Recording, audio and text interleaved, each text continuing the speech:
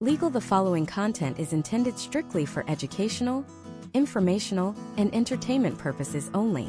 It does not constitute financial, legal, tax, or investment advice. The concepts, strategies, and historical data presented herein are generalized and may not be applicable to your specific situation. Financial markets are volatile, and past performance is never indicative of future results. Investing involves risk, including the potential loss of principal. We are not certified financial planners, registered investment advisors, or fiduciaries.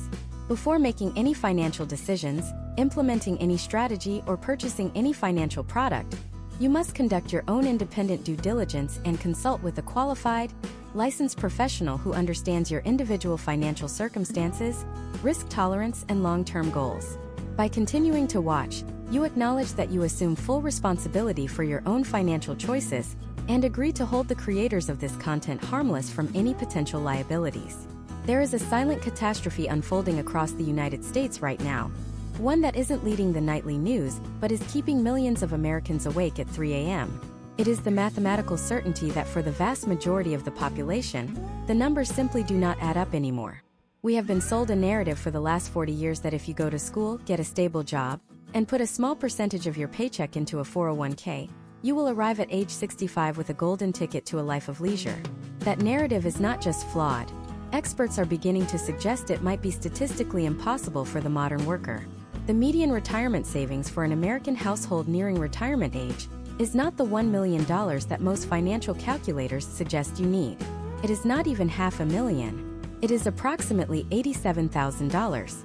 If you apply the standard 4% withdrawal rule to that sum, you are looking at an annual income of roughly $3,500 to live on. That is not a retirement plan.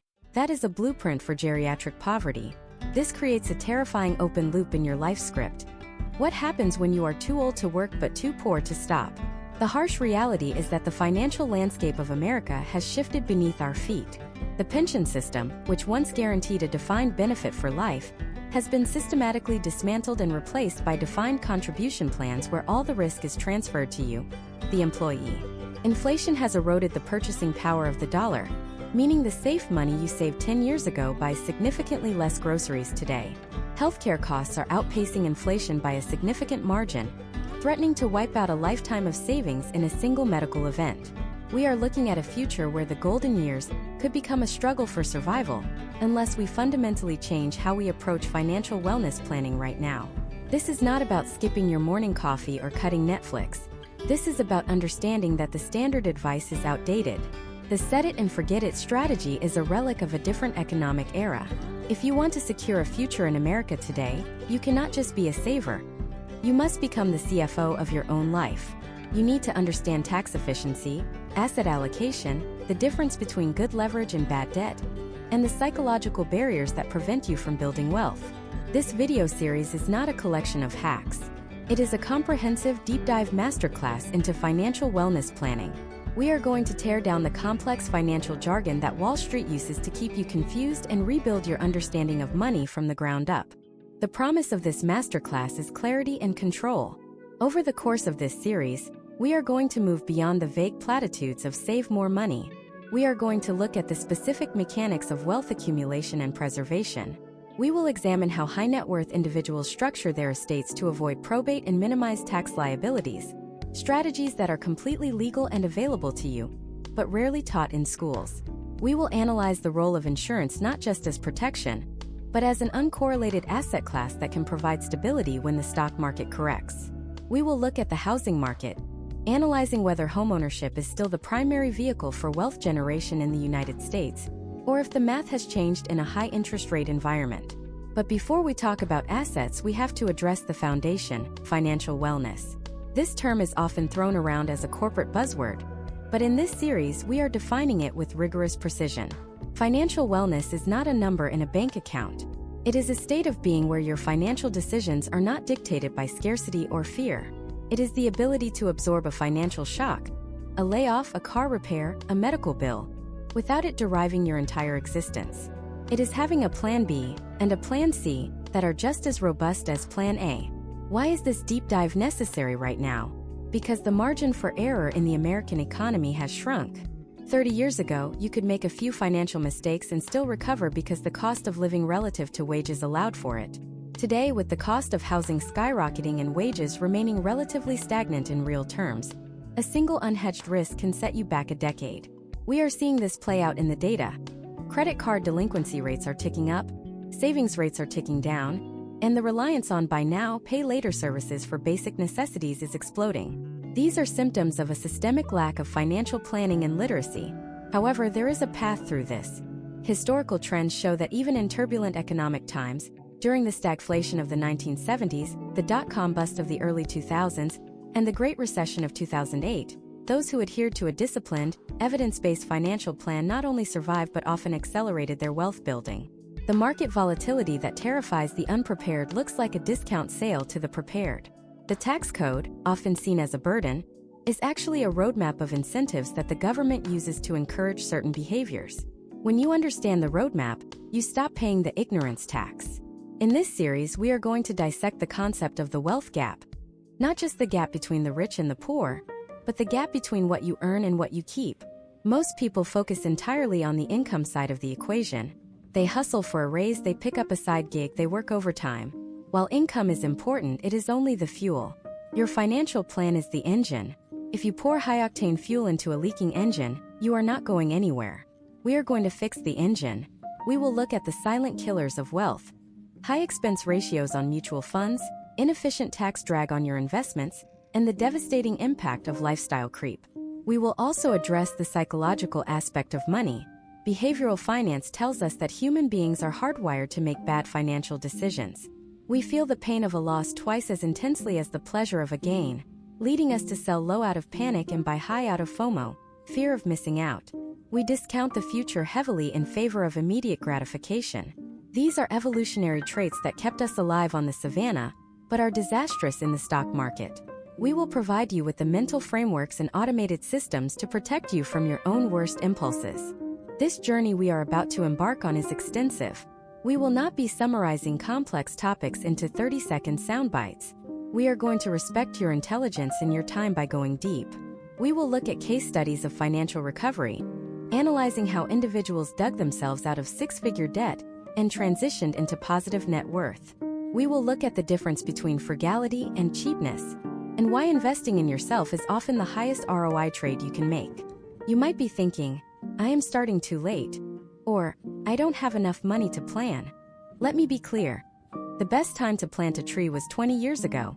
The second best time is today. The principles of compound interest and strategic planning apply whether you are 22 or 52. The slope of your trajectory matters more than your current position. If you are currently at zero, or even below zero, simply changing the direction of your financial life creates a massive divergence in where you will end up in 5, 10, or 20 years. So, if you are tired of the anxiety that comes with opening your bank app, if you are tired of feeling like the economy is something that happens to you rather than something you participate in, then you are in the right place. We are going to build a fortress around your finances. We are going to stress test your assumptions. We are going to look at the worst-case scenarios so that you can sleep soundly knowing you have a contingency in place. This is not just about money. It is about buying back your freedom, your time, and your peace of mind. It is about securing a future where you are not a burden to your children, and where you have the resources to support the causes and people you care about. Welcome to the deep dive on financial wellness planning. Let's begin. To build a skyscraper, you do not start by hanging the curtains on the 50th floor. You start by digging a hole. A deep, uncomfortable, often messy hole to lay the bedrock.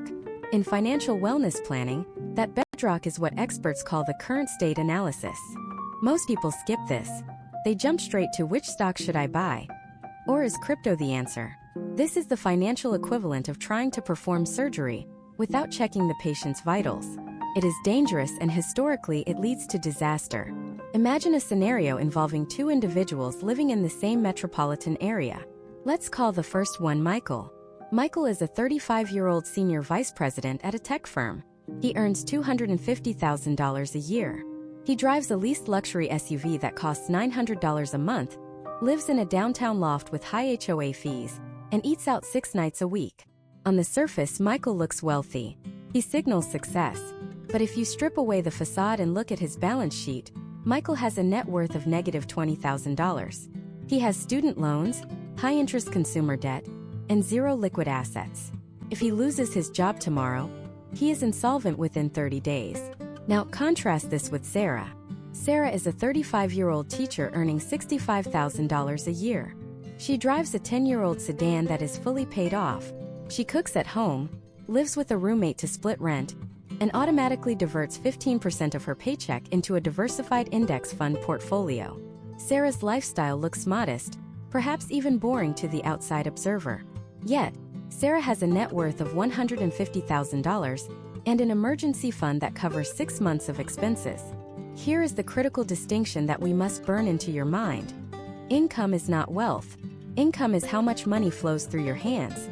Wealth is how much money sticks. Michael has high income but low wealth. Sarah has average income but high wealth accumulation relative to her earnings. The first step in your financial wellness plan is to stop looking at your paycheck as the scorecard and start looking at your net worth. To do this effectively, you need to conduct a ruthless financial audit. This is not a 5-minute mental check-in. This is a sit-down, spreadsheet open, coffee-fueled forensic analysis of your life. You need to calculate 2 numbers: your total assets and your total liabilities. Your assets include cash and checking and savings, the current market value of your investment accounts, the realistic resale value of your home, minus selling costs, and the value of your vehicles. Be careful here. A common mistake analyzed by financial planners is the overestimation of personal property. Your furniture, your clothes, and your electronics are generally not assets in a financial crisis. They are sunk costs.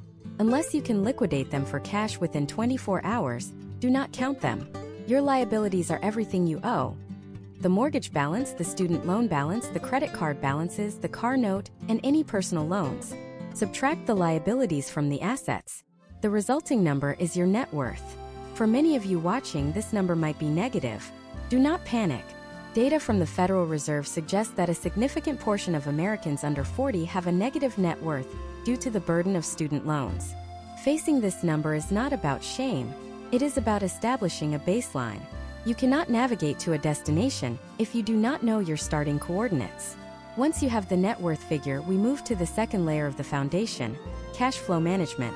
This is often derogatorily called budgeting, but let's reframe it as capital allocation. Corporations do not budget in the sense of restriction. They allocate capital to departments that generate the highest return on investment, ROI. You are the CEO of your household. You need to allocate your capital. Most people have no idea where their money goes. They experience what behavioral economists call lifestyle creep. As their income rises, their expenses rise in lockstep, leaving their savings rate stagnant. You get a raise, so you get a nicer car. You get a bonus, so you book a more expensive vacation. The gap between income and expense remains razor thin. To combat this, you must track every single transaction for the last 90 days.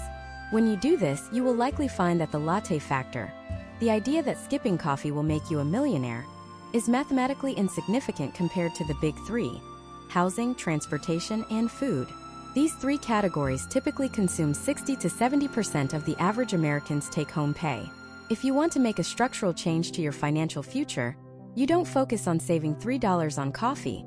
You focus on whether your housing costs exceed 30% of your income. You analyze whether driving a new car is worth the opportunity cost of compounding that monthly payment in the market for 10 years. Let's look at the math of transportation, for example.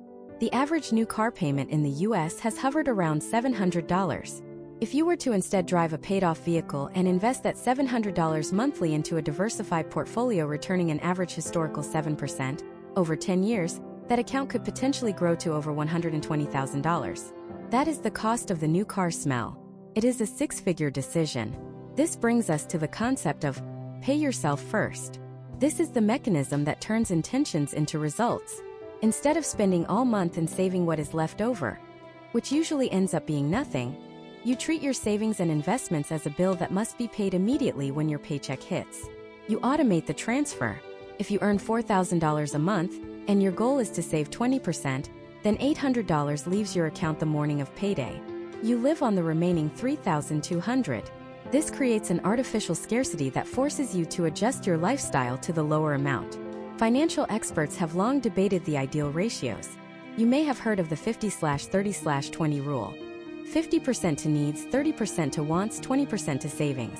While this is a decent heuristic for beginners, for those aiming for true financial security or early financial independence, the 20% savings rate might be the floor, not the ceiling. High net worth accumulators often push that savings rate to 40 or 50%. This sounds impossible until you realize that every percentage point you save does double duty. It adds to your nest egg, and it lowers the amount of money you learn to live on, meaning you need a smaller nest egg to sustain your lifestyle indefinitely. But there is a massive dark cloud that hangs over this entire process. You can have the best asset allocation, the most disciplined budget, and the highest income, but there is one force that works mathematically against you, compounding in reverse, actively destroying your wealth while you sleep. It is the mechanism that keeps the poor poor and makes the banks rich. It is the greatest obstacle to financial wellness in America today. We are talking about high-interest debt. Not the mortgage on your house, but the toxic unsecured debt that acts as a parasite on your financial future. Before you can ever think about making your money work for you, you have to stop your money from working for someone else. In the next part of this masterclass, we are going to expose the mathematics of debt in a way you have likely never seen before. We will look at why paying off a credit card is mathematically superior to almost any stock market investment you can make, and we will outline the two warring strategies for debt elimination, the snowball and the avalanche, analyzing which one is right for your specific psychological profile. The chains are about to come off. The mathematics of credit card debt are designed to be unintuitive. Banks and lenders rely on the fact that the human brain is not naturally equipped to process exponential growth, especially when it is working against you. To understand the gravity of the situation, we have to look at the raw numbers of what experts call consumer servitude. Imagine you have a balance of $10,000 on a credit card with an annual percentage rate, or APR, of 22%. This is a standard rate for many rewards cards in the current economic climate. If you make only the minimum payment, which is typically calculated as 1% of the balance plus interest, you might assume you are slowly chipping away at the debt. The reality is a mathematical horror story. Under that minimum payment plan, it would take you over 28 years to pay off that $10,000 balance. Even more shocking is the total cost. You would end up paying approximately $14,000 in interest alone. You bought $10,000 worth of goods, but you paid $24,000 for the privilege. This is not a loan. This is wealth extraction. This is why the first pillar of financial wellness, before investing a single dollar, is the aggressive elimination of high-interest debt. When financial planners analyze the return on investment, or ROI, of paying off debt, the results are staggering. If you pay off a credit card with a 20% interest rate, you have effectively generated a guaranteed, tax-free 20% return on your money. There is no investment vehicle in the stock market, real estate market, or bond market that can consistently offer a guaranteed 20% return with zero risk. Simply does not exist. Therefore, carrying high-interest debt while simultaneously trying to invest in the stock market is mathematically inefficient. It is like trying to fill a bucket with a teaspoon while there is a hole in the bottom the size of a fist. So, how do we close the hole? We utilize one of two battle-tested strategies. The choice between them is not just mathematical, it is deeply psychological. The first method is the debt avalanche. This is the strategy favored by pure mathematicians and economists, because it is the most efficient route to zero. In the debt avalanche, you list all your debts not by the size of the balance but by the interest rate from highest to lowest. You have a $5,000 credit card at 24%, a $12,000 car loan at 7%, and a $30,000 student loan at 5%. Under the avalanche method, you pay the minimums on everything to stay current, and then you throw every single extra dollar of available capital at the 24% credit card. Mathematically, this minimizes the amount of interest you pay over the life of the loans. It gets you out of debt the fastest. However, human beings are not calculators. We are emotional creatures driven by dopamine and feedback loops. This brings us to the flaw in the avalanche method. It can feel like a grind. If your highest interest debt is also your largest balance, you might spend 18 months attacking it without seeing a single account hit zero.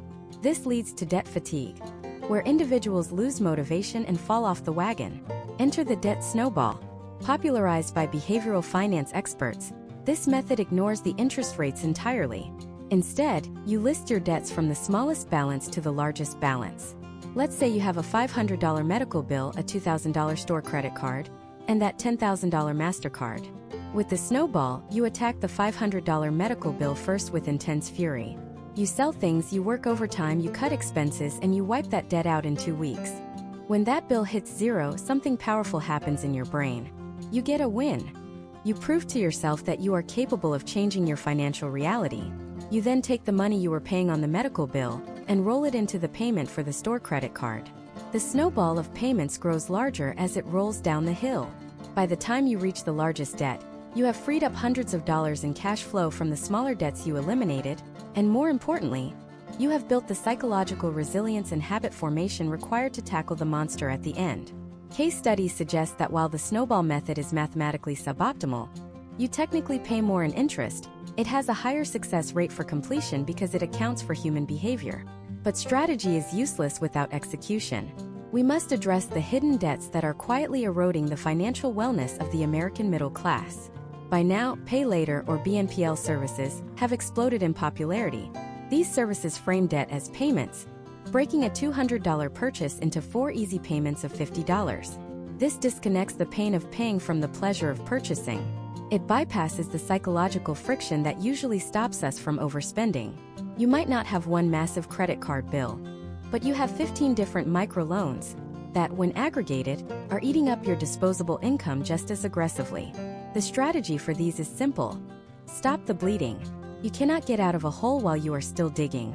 This usually requires a radical temporary lifestyle shift.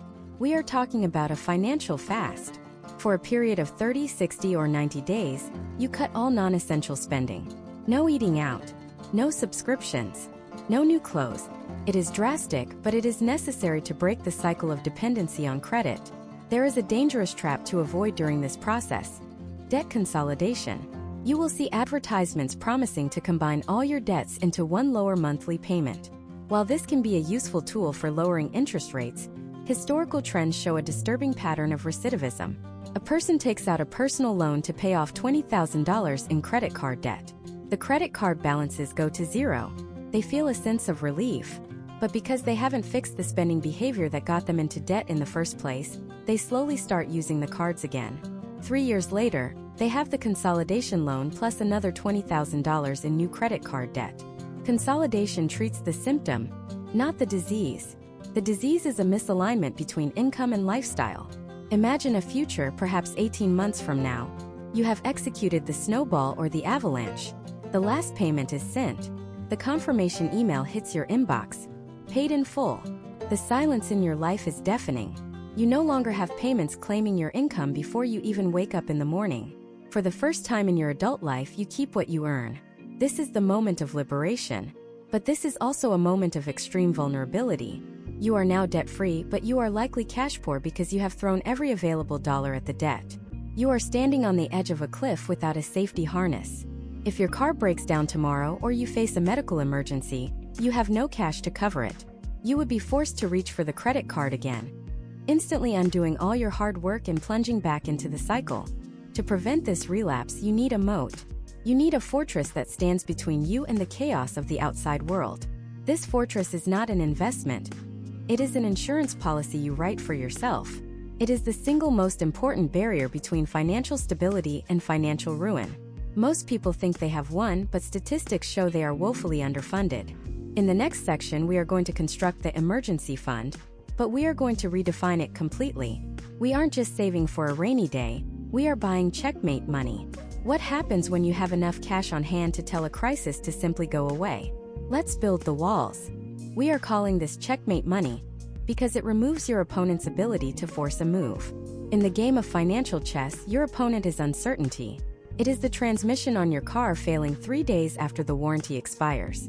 It is the corporate restructuring email that lands in your inbox on a Tuesday morning. It is the medical diagnosis that requires a specialist out of network. For the average American, these events are not just inconveniences, they are catastrophes. Statistics from the Federal Reserve have repeatedly highlighted a grim reality. A significant percentage of adults cannot cover a $400 emergency expense using cash. They would have to sell something or borrow money. This is living on the razor's edge. When you live without a substantial cash reserve, you are forced to make short-term decisions that have long-term negative consequences. If you lose your job and have zero savings, you must take the very first job offer that comes along, even if the pay is 40% lower and the career trajectory is a dead end. You operate from a position of weakness. However, if you have 6 months of expenses sitting in a liquid account, you have the luxury of patience. You can negotiate. You can wait for the right opportunity. You can pivot. Money in this specific context is not about buying luxury goods, it is about buying autonomy. So let's construct the specific mechanics of this fortress, widely known as the emergency fund, but properly understood as a liquidity buffer. The first question is always, how much? The standard advice of $1,000 is woefully outdated in an economy where a single visit to the emergency room or a major car repair can easily triple that amount. $1,000 is a starter fund, a bandage to stop the bleeding while you are paying off high-interest debt. But once that debt is gone, as we discussed in the previous section, you must scale this wall significantly. Financial experts generally analyze your target number based on the volatility of your income and your household structure. If you are a dual-income household with stable government jobs, a 3-month fund might be statistically sufficient. However, if you are a single-income household, a freelancer, a commission-based sales professional, or an entrepreneur, 3 months is risky. Historical trends during recessions suggest that job searches can take 6 to 9 months. Therefore, for those with volatile income, a 6 to 12-month runway is the recommended safety standard. To calculate this number, do not use your income. Use your lean expenses. This is a critical distinction. If you lose your income, you are not going to be buying designer clothes or eating at steakhouses. You are going to cut back to the bone. Your lean expenses include housing, mortgage/rent, utilities, basic groceries, insurance premiums, minimum debt payments if any remain, and gas to get to interviews. Sit down and sum these non-negotiables. If your lean number is $3,000 a month, and you need a 6-month buffer, your target number is $18,000. This number might seem intimidating. It might feel like a mountain. But remember, you just spent years paying off debt. You have the muscle memory for this. You simply redirect that debt snowball payment into your savings account. Now, where do you put this money? This is where many people fail.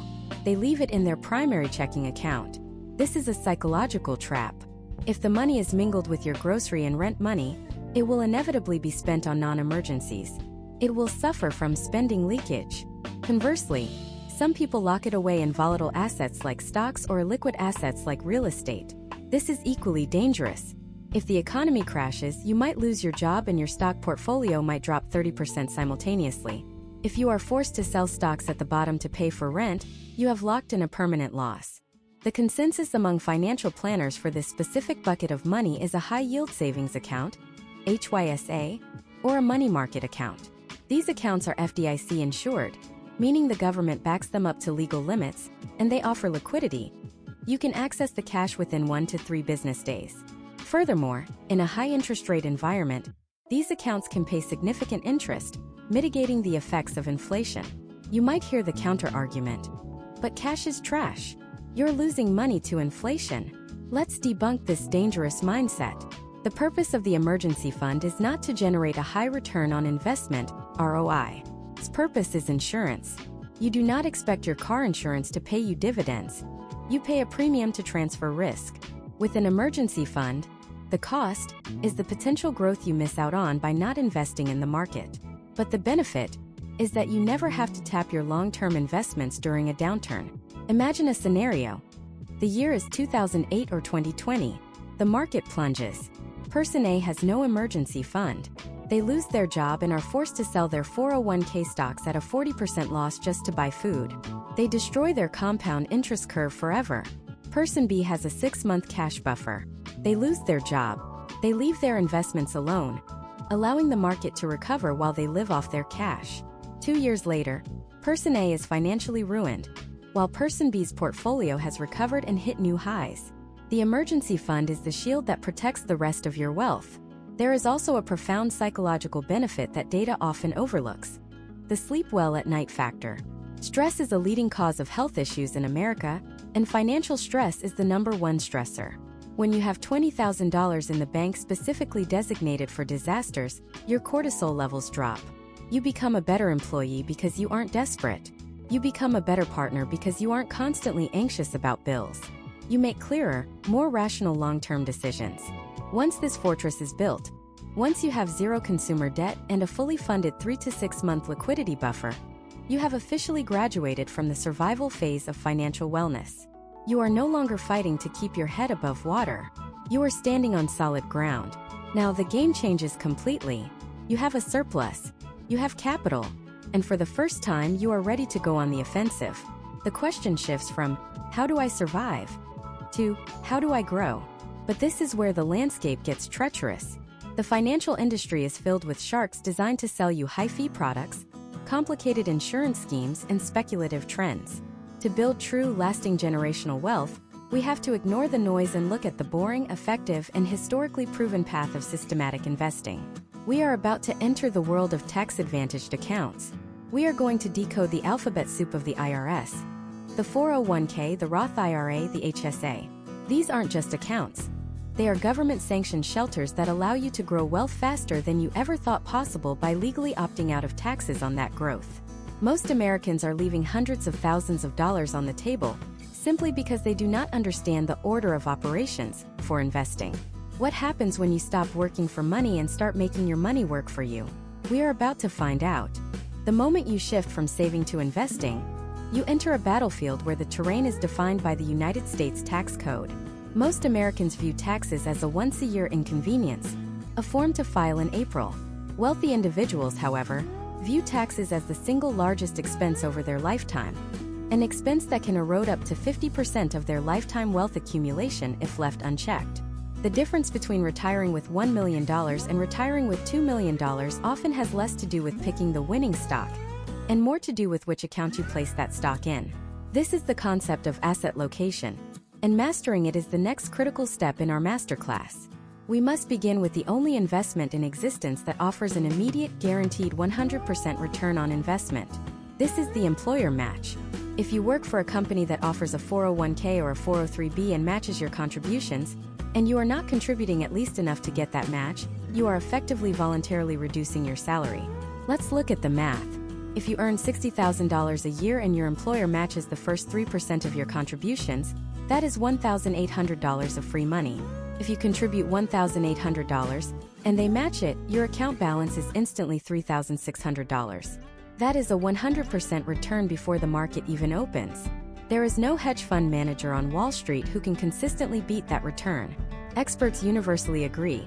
Capturing the full employer match is the first rung on the ladder of the financial order of operations.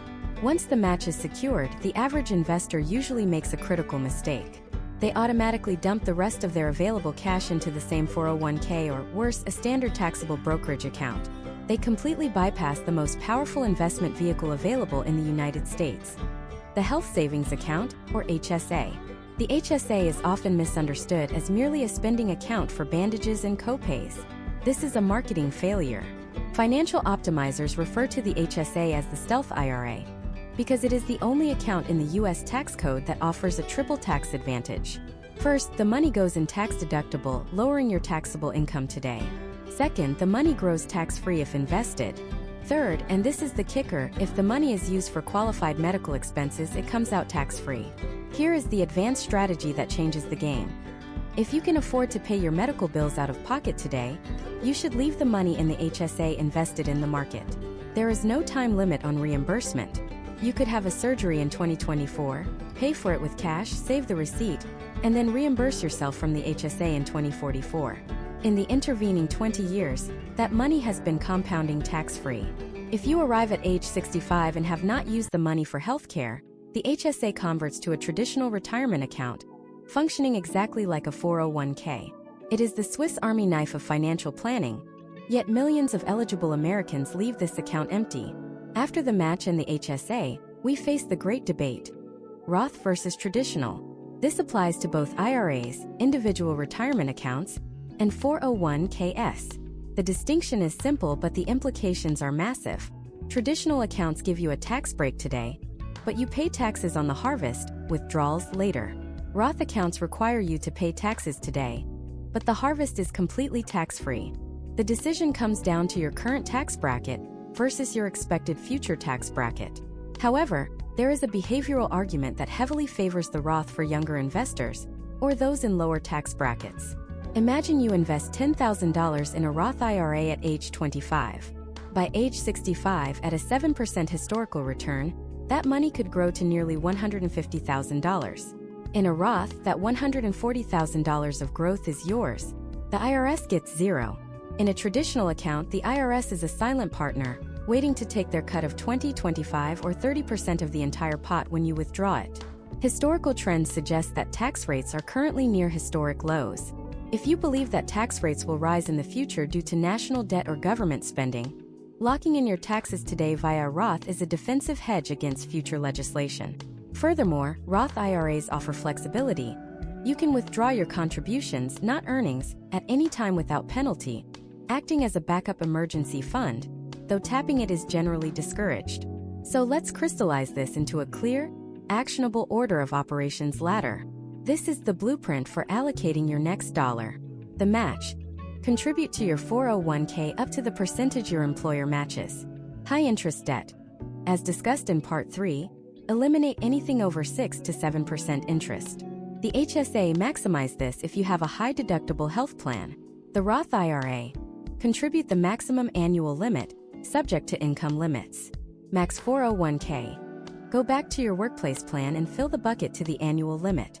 Taxable brokerage. Only after all tax-advantaged buckets are overflowing do you use a standard account. Let's analyze a hypothetical case study to see the magnitude of this difference. Consider two investors, Alex and Jamie. Both save $10,000 a year for 30 years. Alex puts it all in a standard taxable brokerage account because he wants access to the money.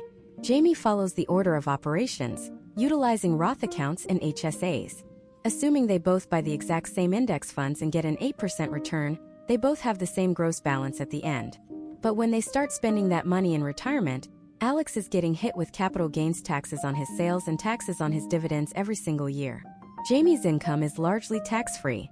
Calculations suggest that over a 20-year retirement, Jamie could have hundreds of thousands of dollars more in spendable income than Alex, purely due to tax efficiency. Alex paid the ignorance tax. Jamie utilized the government's incentives. The raw performance of the market was the same, but the financial wellness outcome was radically different.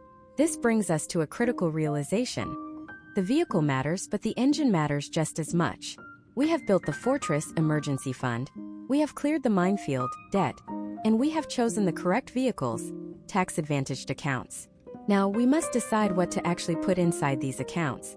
Many people open a Roth IRA, deposit $6,000, and leave it in the settlement fund, which is essentially cash. They think they are investing, but they are merely saving in a fancy account. To build wealth, you must purchase assets. But the world of stocks is a terrifying jungle of jargon. You have individual tickers, mutual funds, ETFs, derivatives, and options. The financial media screams at you to buy the next Amazon or to short the housing market. They thrive on complexity because complexity sells ads and high-fee management services. But what if the most effective strategy for 99% of the population was also the simplest? What if the data proved that trying to find the needle in the haystack was a fool's errand, and the winning strategy was simply to buy the whole haystack? We are about to enter the world of index funds and the philosophy of passive investing. We are going to look at the data that Wall Street hates, the data showing that active fund managers, the smartest guys in the room with billion-dollar algorithms, fail to beat the market average over a 15-year period more than 90% of the time. If the pros can't do it, why do you think you can? In the next section, we are going to construct the lazy portfolio. We will debunk the myth that investing requires hours of research every day. We will show you how to own the entire global economy for a cost of pennies, ensuring that no matter which company wins or loses, you profit from human innovation. The era of stock picking is over. The era of asset allocation has begun. The financial industry is built on a seductive lie. It is the lie that there is a secret club of experts who possess a crystal ball, that with enough research, enough charts, and enough insider intuition, you can consistently outsmart the collective wisdom of millions of other investors. They sell you the dream of finding the next Apple in a garage or the next Amazon before it splits. But when we strip away the marketing budgets and the glossy brochures and look strictly at the cold, hard data, a different picture emerges. It is a picture that suggests the most sophisticated strategy is not to try and beat the casino, but to simply buy the casino. Let's look at the SPIVA scorecard, the Standard & Poor's Indices versus Active Report. This is the report card for the smart money. It tracks how well professional fund managers, who charge high fees and have armies of analysts, perform against a simple unmanaged index like the S&P 500. The results are devastatingly consistent. Over a 15-year period, approximately 90% of active fund managers fail to beat their benchmark index. Let that sink in. These are professionals working 80 hours a week, and they lose to a strategy that requires zero effort. If a surgeon failed 90% of the time, they would be barred from medicine. In finance, they are paid billions in management fees. This brings us to the philosophy of indexing. An index fund does not try to pick the winners. It operates on the humble admission that we do not know which company will be the top performer next year. Will it be a tech giant? A healthcare innovator? An energy company? We do not know. So, instead of trying to find the needle in the haystack, we buy the entire haystack. By purchasing a total stock market index fund, you effectively own a tiny slice of every publicly traded company in the United States. You own the winners. You own the losers. You own the mediocre performers. But because the stock market has historically trended upward over the long term, capturing the aggregate return of human innovation has proven to be a winning strategy. Now let's talk about the silent killer of wealth that makes index funds mathematically superior: fees. In the investing world, you get what you don't pay for. Imagine two investors, Sarah and Tom. Both invest $100,000 and achieve a gross return of 7% annually for 30 years. Sarah invests in a low-cost index fund with an expense ratio of 0.03%. Tom invests in an actively managed mutual fund with an expense ratio of 1%. This sounds like a small difference, just 1%, right? Over 30 years, that small 1% fee costs Tom significantly. Sarah ends up with approximately $760,000. Tom ends up with roughly $574,000. Tom lost nearly $200,000, almost double his initial investment, solely to fees. That money didn't go to the market. It went to the fund manager's yacht. High fees are a drag on your portfolio's aerodynamics. In a low-return environment, minimizing costs is one of the few variables you can control with absolute certainty. So, how do we construct this lazy portfolio? We use a concept called asset allocation. This is the science of dividing your money across different asset classes to balance risk and reward. A popular battle-tested framework is the three-fund portfolio. The first component is a total U.S. stock market index fund. This covers everything from the massive megacaps like Microsoft and Google down to the smaller mid-cap and small-cap companies that have higher growth potential but higher volatility. This is your primary growth engine. The second component is a total international stock market index fund. This is controversial for some U.S.-centric investors, but historical trends suggest that market leadership is cyclical. There have been decades where U.S. stocks stagnated while international markets soared, and vice versa. By holding international stocks, you are hedging your bet against the U.S. dollar and the U.S. economy. You are acknowledging that innovation is global. If a company in South Korea or Germany invents the next breakthrough technology, you want to profit from it. The third component is the bond market index fund. Bonds are often misunderstood as boring or low return, but their function in a portfolio is not to make you rich. It is to keep you invested. Stocks are volatile. They can drop 30, 40, or 50% in a crash. If your portfolio is 100% stocks, the psychological pain of seeing your life savings cut in half might cause you to panic sell at the bottom. Bonds generally act as a counterweight. When stocks crash, high-quality bonds often hold their value or even rise as investors flee to safety. They reduce the volatility of the ride.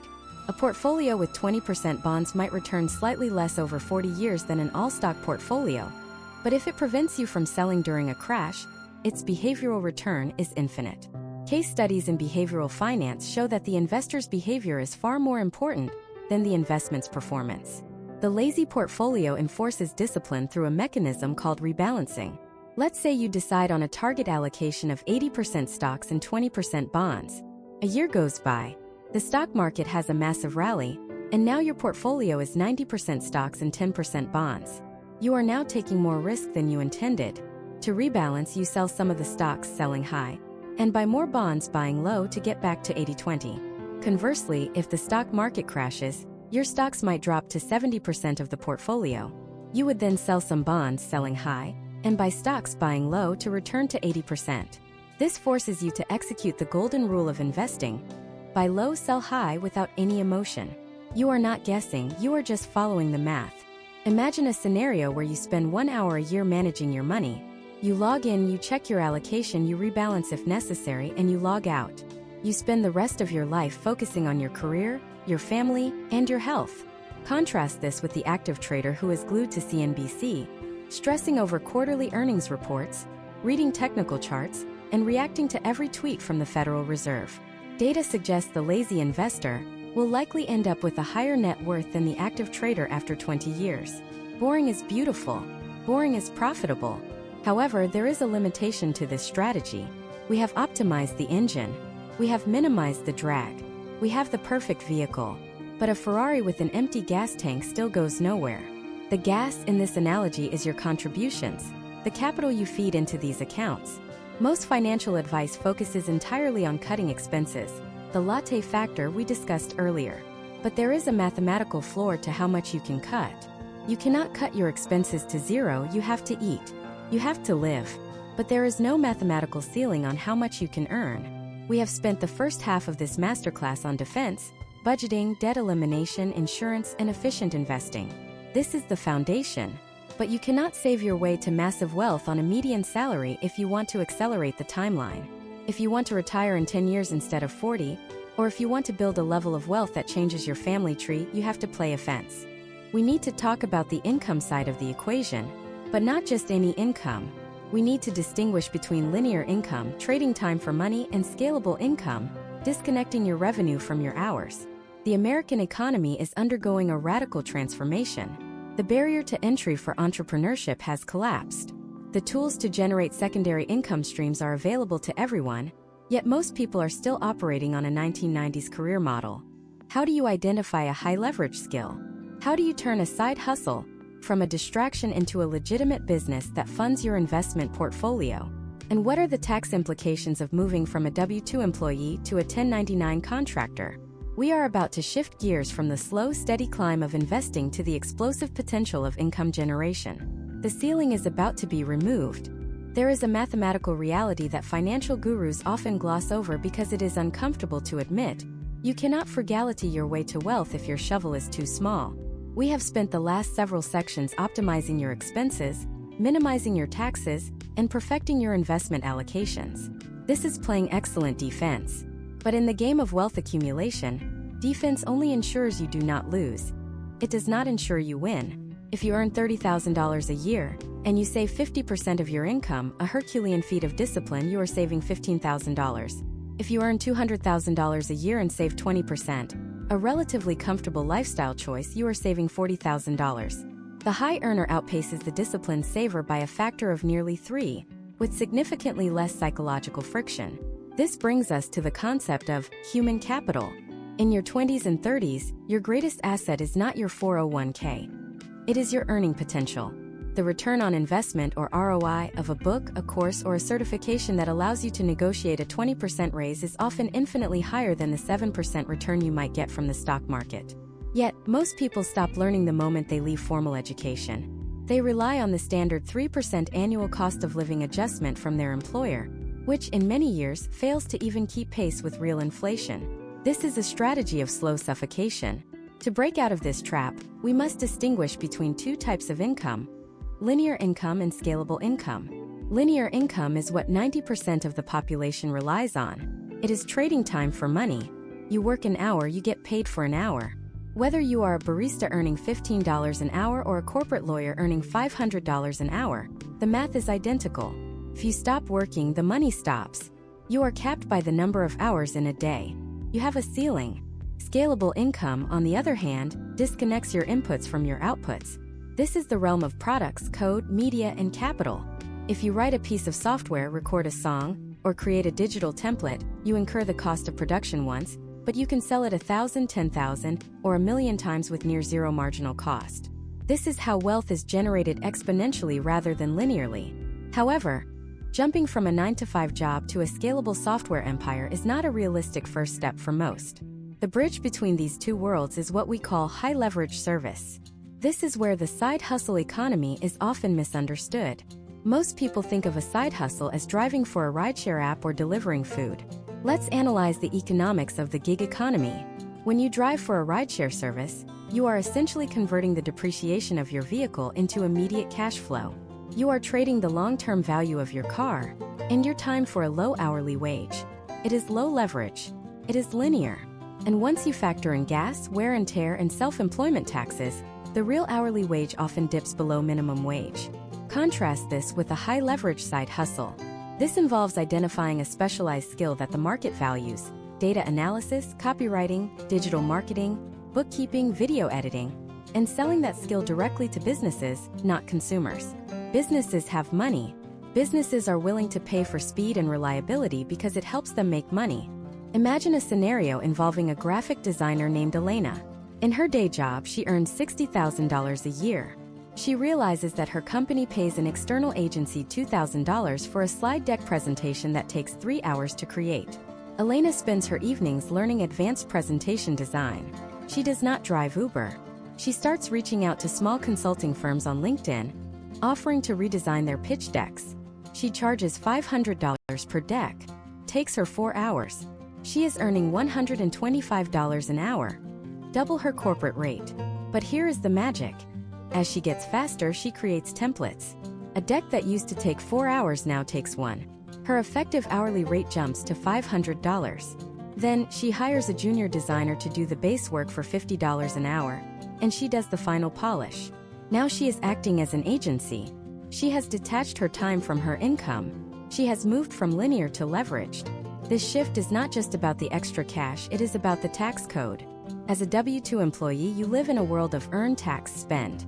You earn your salary, the government takes its cut immediately, withholding, and you try to live on what is left. You have very little control. When you start a legitimate side business, a sole proprietorship or an LLC, you enter the world of earn, spend, tax. You earn the revenue. Then you spend money on necessary business expenses: your computer, a portion of your internet bill, your home office square footage, your professional development courses, your software subscriptions. These are tax deductible. You only pay taxes on the net profit that remains after these expenses. The U.S. tax code is essentially a series of incentives. The government wants to encourage business creation because businesses create jobs and innovation.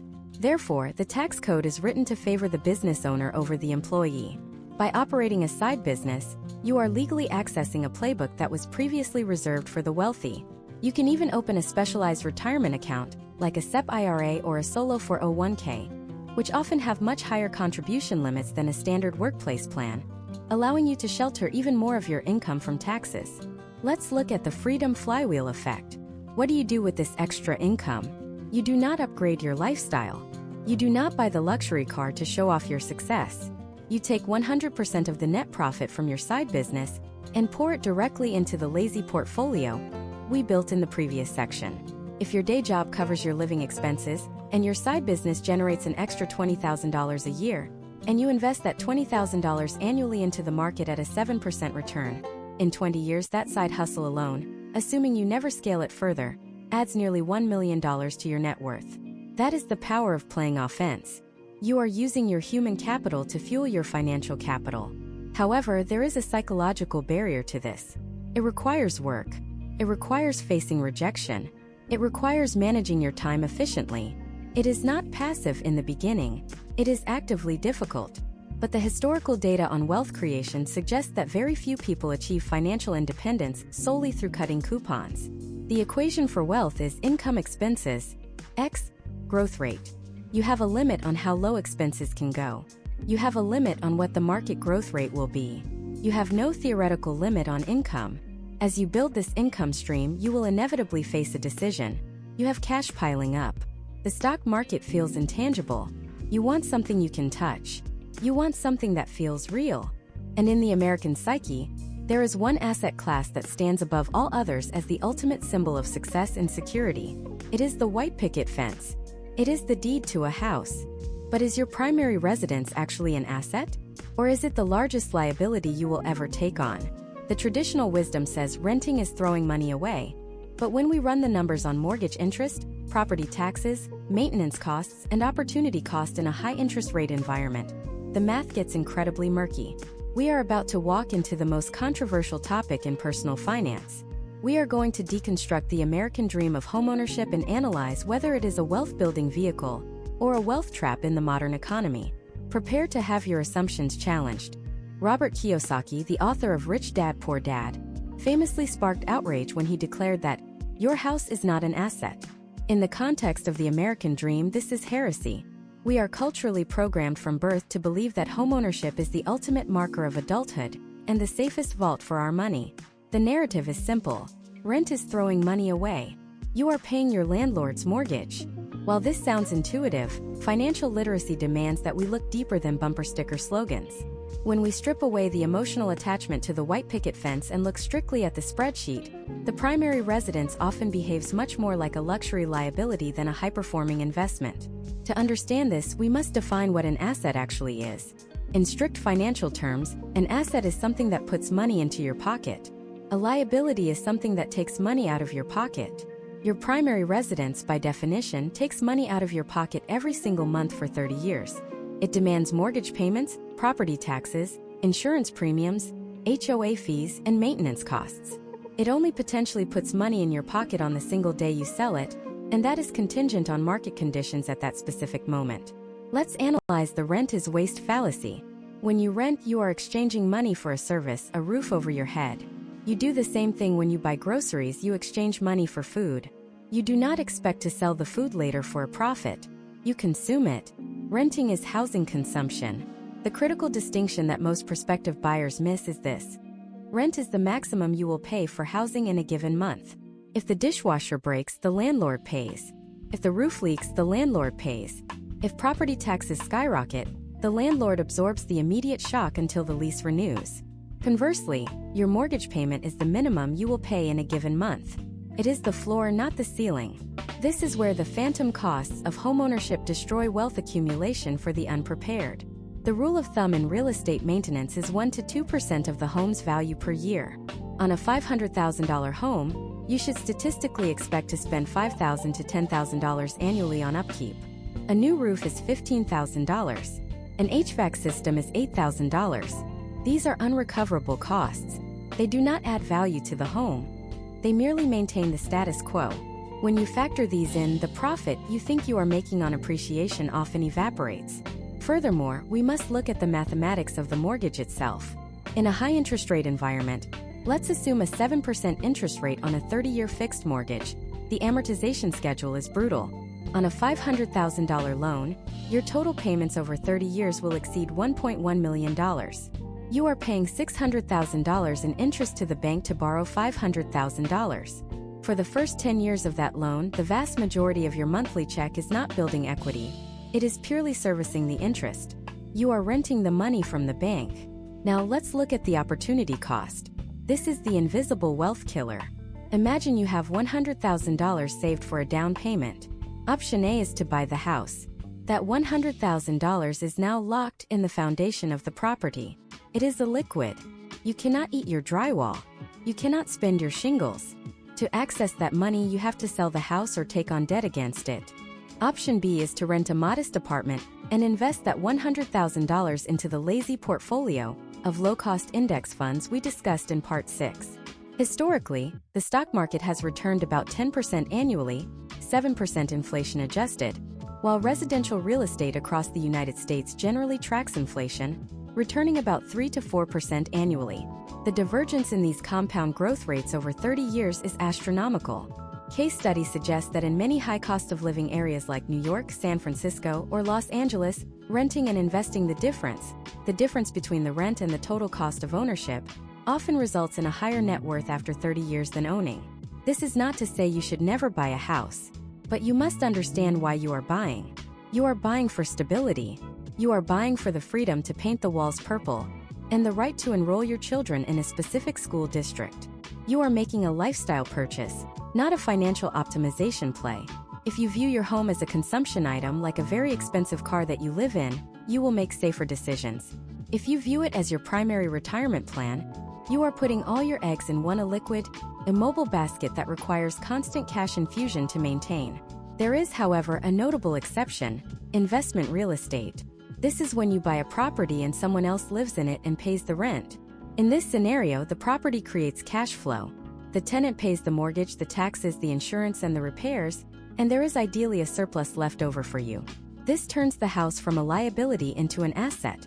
Many wealthy individuals use real estate leverage this way, using the bank's money to control an asset that generates income and offers significant tax depreciation benefits. But being a landlord is a job, not a passive investment. It requires skill, time, and legal knowledge. It is a business, not a savings account. So, if the house is not the ultimate goal and a high income is just the fuel, what is the destination? Why are we doing all of this? We are building this machine to reach a specific mathematical point in time where work becomes optional. This is the concept of financial independence. Most people have a vague idea of retirement. They think, I'll retire at 65. But retirement is not an age. It is a financial status. It is a number. And surprisingly, the math to calculate this number is incredibly simple, yet rarely taught. It revolves around a concept known in the financial community as the 4% rule. The 4% rule derives from the Trinity study, a landmark piece of economic research that analyzed stock market and bond market returns over various 30-year periods historically. The researchers asked a simple question. How much money can you withdraw from a portfolio every single year, adjusting for inflation, without ever running out of money for 30 years? The answer, in the vast majority of historical scenarios, including the Great Depression and the stagflation of the 1970s, was 4%. This gives us a powerful formula to calculate your freedom number. You simply take your annual expenses and multiply them by 25. If you spend $40,000 a year to live a comfortable life, your freedom number is $1 million. 40,000 times 25 equals 1 million. If you have $1 million invested in a diversified portfolio, you can theoretically withdraw $40,000 4% in year 1, adjust that withdrawal for inflation in year 2, and likely never run out of money. In fact, in many historical scenarios, the portfolio actually grew larger over the 30 years despite the withdrawals. This formula changes the game completely. It removes the guesswork. It means that every time you cut $100 from your monthly recurring expenses, you need $30,000 less in your portfolio to retire. It means that every time you find a way to generate an extra $1,000 a month in passive income, you have effectively saved $300,000. But knowing the number is just the beginning. The real challenge is the transition.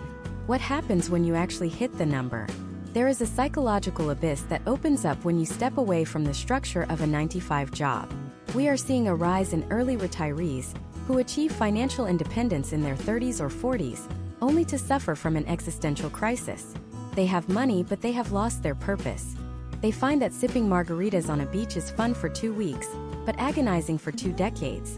Financial wellness is not just about the money. It is about designing a life that you do not need to escape from. It is about retiring to something, not just retiring from something. As we approach the conclusion of this masterclass, we need to look at the endgame strategies. We need to talk about estate planning, protecting your wealth from the final inevitable risks, and the philosophy of die with zero. How do you ensure that your hard-earned wealth empowers the next generation without spoiling them? How do you set up a legacy that outlives you? The mechanics of wealth transfer are complex, and getting them wrong can mean the IRS becomes your primary heir. Let's secure the legacy. You spend 40 years building a fortress. You sacrifice, you invest, you compound. You create a pile of wealth that represents decades of your life energy. And then in a single heartbeat, you are gone. What happens to the fortress? For millions of Americans, the answer is a tragedy of bureaucracy, family infighting, and massive preventable tax losses. The final and arguably most critical pillar of financial wellness is estate planning. This is not something you do for yourself. This is the final act of love you perform for the people you leave behind. Let's begin with a stark reality check. If you die without a plan, the state has one for you. It is called intestacy, and it is a nightmare. Imagine a scenario where a husband passes away unexpectedly. He assumes his wife automatically inherits everything. But because he never drafted a will, state laws dictate that his assets are split between his wife and his estranged children from a previous marriage. The wife is now effectively business partners with people she barely knows, potentially forcing the sale of the family home to pay out their shares. This happens every day in courthouses across America. This is the default setting. To override the default, most people think they just need a will. While a last will and testament is a vital document, relying on it exclusively is a rookie mistake in the world of high net worth planning. Here is the uncomfortable truth. A will is essentially a letter to a judge.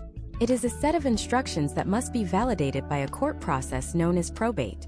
Probate is a lawsuit you file against yourself to prove you own your stuff. It is public record.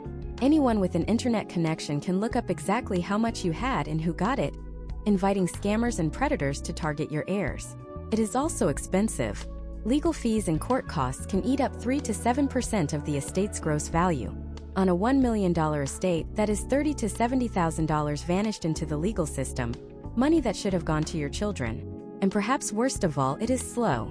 Assets can be frozen for 9 to 18 months.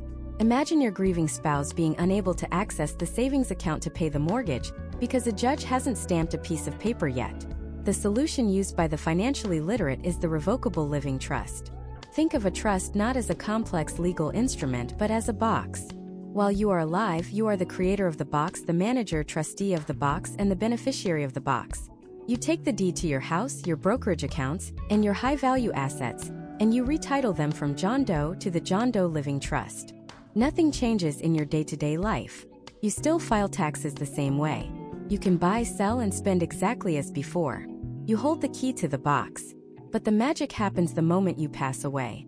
Because the trust owns the assets, not you personally, there is no probate. You are gone, but the box is still there. You have simply appointed a successor trustee, perhaps your adult child or a trusted professional, who immediately receives the key. They can access the funds to pay for your funeral and distribute the assets to your heirs in private, often within weeks, without a judge ever getting involved. It is efficient, it is private, and it saves a fortune in fees. But the mechanics of transfer are only half the battle. We must also look at the tax implications of death. There is a massive loophole in the U.S. tax code that is arguably the most powerful wealth-building tool in existence. Yet few people plan for it correctly. It is called the step-up in basis. Let's analyze a case study. Imagine you bought shares of a tech company 30 years ago for $10,000. Today, those shares are worth $1 million. If you sell them while you are alive to give the cash to your daughter, you will trigger a capital gains tax on the $990,000 of growth. You might pay over $200,000 in taxes. However, if you hold those shares until you die and leave them to your daughter in your estate, the tax basis steps up to the value on the date of your death. Your daughter receives the shares with a basis of $1 million. She can sell them 5 minutes later for $1 million and pay zero capital gains tax. The $200,000 tax liability simply vanishes. This is how generational wealth is preserved. It requires strategic coordination between what you spend during retirement and what you hold until the end.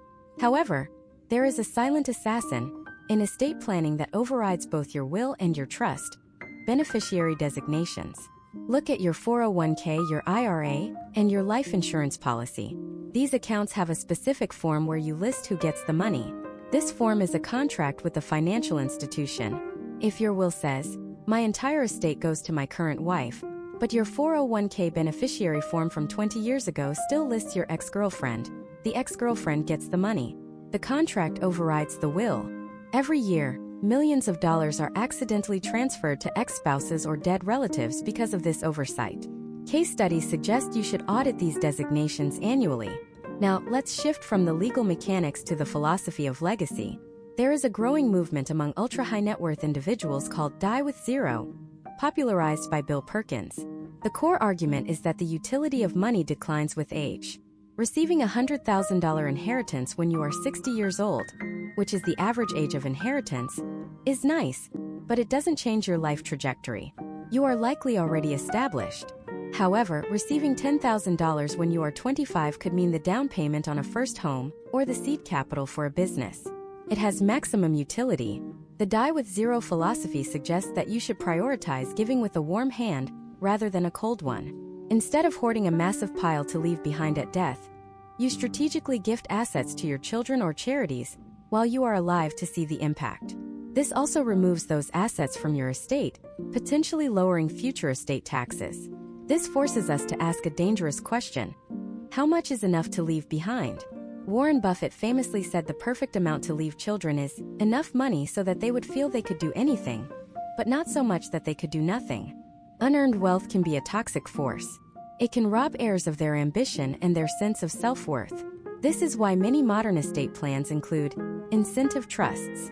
These are stipulations that release funds only when certain milestones are met. Graduating college, starting a business, or matching income dollar for dollar.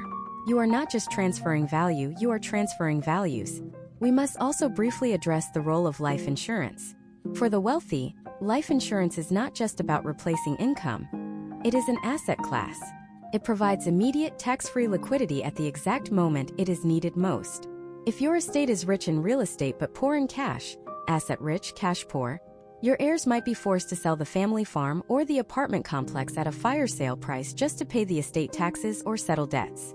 A permanent life insurance policy acts as an instant injection of cash that buys your heirs the luxury of time, protects the other assets.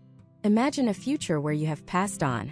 Your financial affairs are so organized that your family does not have to spend a single moment in a lawyer's office or a courtroom. They are free to grieve and to celebrate your life because you did the hard work of untangling the knots while you were alive. You have leveraged the step-up in basis to transfer maximum wealth. You have used a trust to ensure privacy. You have empowered your children without spoiling them. This is the definition of a secure future. We have now covered the entire tactical landscape. We have audited your current state, crushed your debt, built your liquidity buffer, optimized your tax buckets, constructed a passive investment portfolio, accelerated your income, analyzed real estate, and secured your legacy. The system is complete.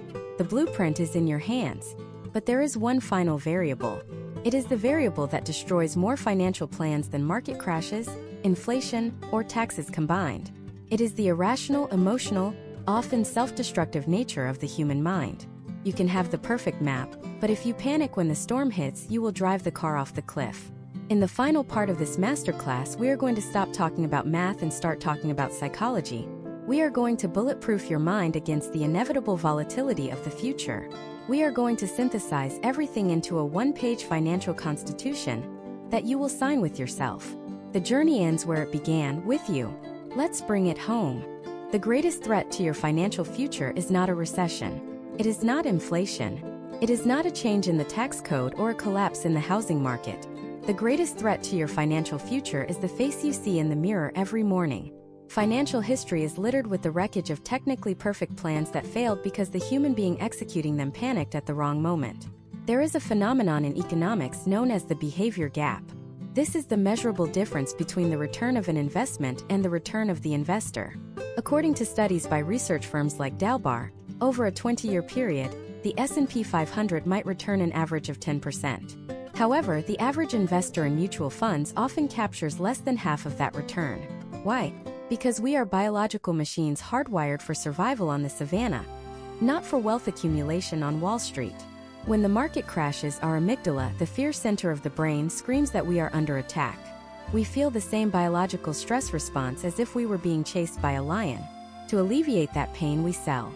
We sell low to stop the bleeding. Conversely, when the market is soaring, our dopamine centers light up. We feel invincible. We buy high because we do not want to miss out. We do the exact opposite of the golden rule. We buy high and sell low over and over again. To break this cycle, you cannot rely on willpower. Willpower is a finite resource that depletes throughout the day.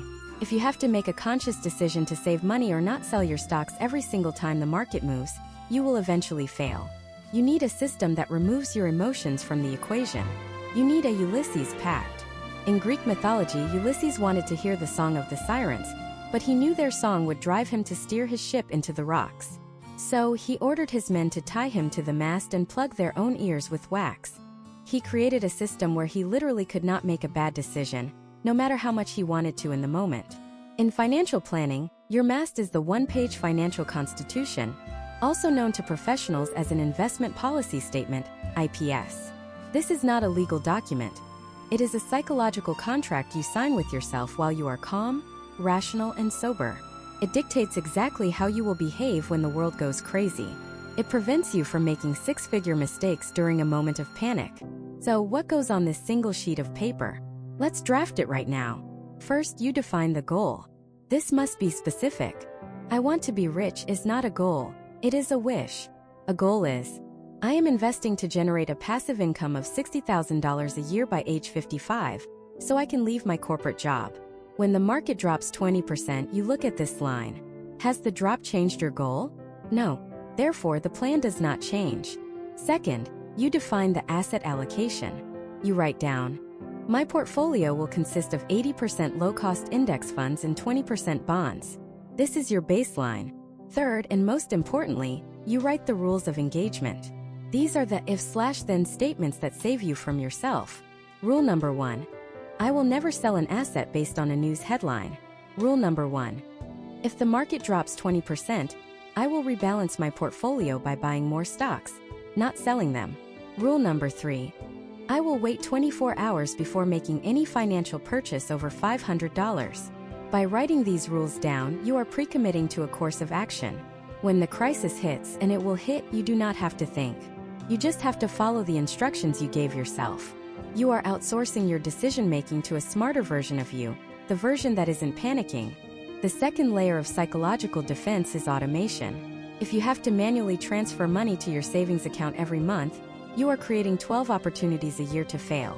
You are creating 12 moments where you might say, I'll just skip this month because I want those new shoes. You must automate everything. Your 401k contribution should be deducted from your paycheck before it ever hits your bank account. Your Roth IRA transfer should be scheduled for the day after payday. Your bill payments should be on autopay. You want to create a state of artificial scarcity. You want to look at your checking account and see only the money that is truly available to spend. If the savings are gone before you wake up, you learn to live on what is left. You cannot spend what you do not see. This is how you bypass your own lack of discipline. Finally, we must address the philosophical anchor of this entire journey, the definition of enough.